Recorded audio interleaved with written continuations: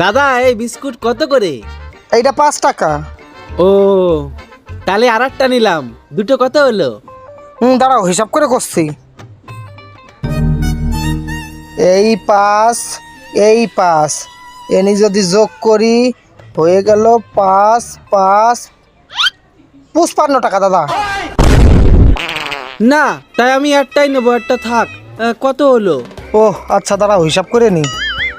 -5 তাইলে হয়ে গেল 5 এ 0 50।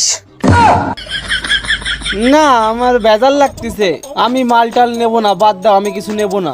ও কিছু নিবা না? দাঁড়াও তাই হিসাব করে নি। -5 তালি এনি হয়ে গেল আবার সব মিলিয়ে 45।